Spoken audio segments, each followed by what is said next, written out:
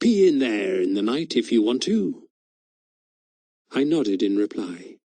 I couldn't tell if he was being all mateyly male or treating me as lower-class scum. Veronica's brother Jack was easier to read, one of those healthy, sporting young men who laughed at most things and teased his younger sister. He behaved towards me as if I were an object of mild curiosity, and by no means the first to be exhibited for his appreciation. Veronica's mother ignored all the byplay around her, asked me about my studies, and disappeared into the kitchen a lot. I suppose she must have been in her early 40s, though of course she appeared to me deep into middle age, as did her husband.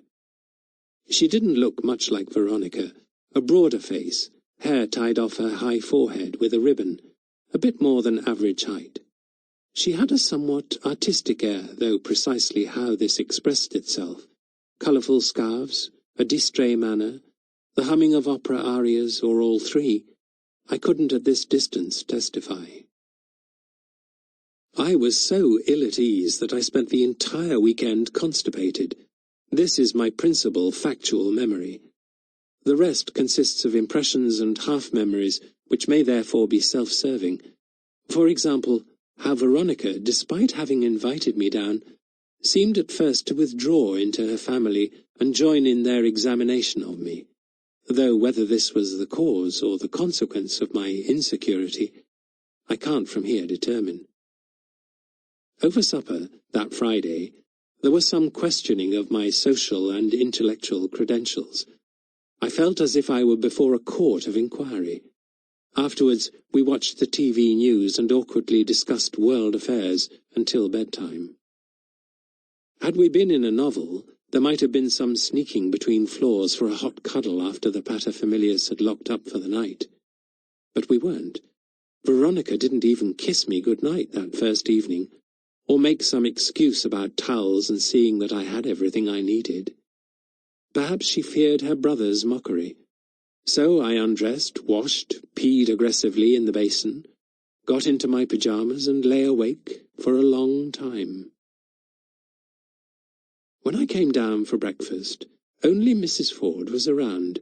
The others had gone for a walk, Veronica having assured everyone that I would want to sleep in. I can't have disguised my reaction to this very well, as I could sense Mrs. Ford examining me while she made bacon and eggs, frying things in a slapdash way and breaking one of the yolks. I wasn't experienced at talking to girlfriends' mothers. "Have you lived here long?" I eventually asked, though I already knew the answer. She paused, poured herself a cup of tea, broke another egg into the pan, leant back against a dresser stacked with plates, and said, "Don't let Veronica get away with too much." I didn't know how to reply. Should I be offended at this interference in our relationship or fall into confessional mode and discuss Veronica? So I said a little primly, "What do you mean, Mrs. Ford?" She looked at me, smiled in an unpatronizing way, shook her head slightly, and said, "We've lived here 10 years. So in the end I was almost as much at sea with her as with the rest of them, though at least she appeared to like me. She eased another egg onto my plate, despite my not asking for it or wanting it. The remnants of the broken one were still in the pan. She flipped them casually into the swing bin, then half through the hot frying pan into the wet sink. Water fizzed and steam rose at the impact, and she laughed, as if she had enjoyed causing this small havoc. When Veronica and the menfolk returned, I was expecting further examination, perhaps even some trick or game. Instead, there were polite inquiries after my sleep and comfort. This ought to have made me feel accepted, but it seemed more as if they had grown tired of me, and the weekend was now just something to be got through. Perhaps this was mere paranoia.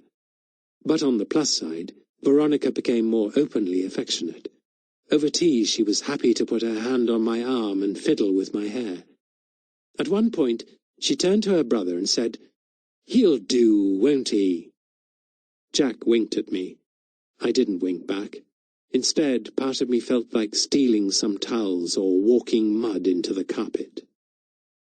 Still, things were mostly almost normal. That evening, Veronica walked me upstairs and kissed me goodnight properly. For Sunday lunch there was a joint of roast lamb with enormous sprigs of rosemary sticking out of it like bits of Christmas tree. Since my parents had taught me manners, I said how delicious it was. Then I caught Jack winking at his father as if to say, "What a creep." But Mr. Ford chortled, "Hear, hear, motion seconded," while Mrs. Ford thanked me. When I came downstairs to say goodbye, Mr. Ford seized my suitcase and said to his wife, "I trust you've counted the spoons, darling." She didn't bother to answer, just smiled at me, almost as if we had a secret. Brother Jack didn't show up to say farewell. Veronica and her father got into the front of the car. I sat in the back again. Mrs. Ford was leaning against the porch, sunlight falling on a wisteria climbing the house above her head. As Mr. Ford put the car into gear and spun the wheels on the gravel, I waved goodbye, and she responded, though not the way people normally do, with a raised palm, but with a sort of horizontal gesture at waist level. I rather wished I'd talked to her more. To stop Mr. Ford pointing out the wonders of Chislehurst a second time, I said to Veronica, "I like your mum."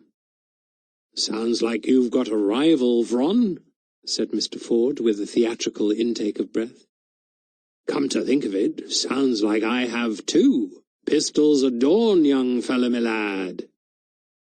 My train was late, slowed by the usual Sunday engineering work. I got home in the early evening. I remember that I had a bloody good long shit.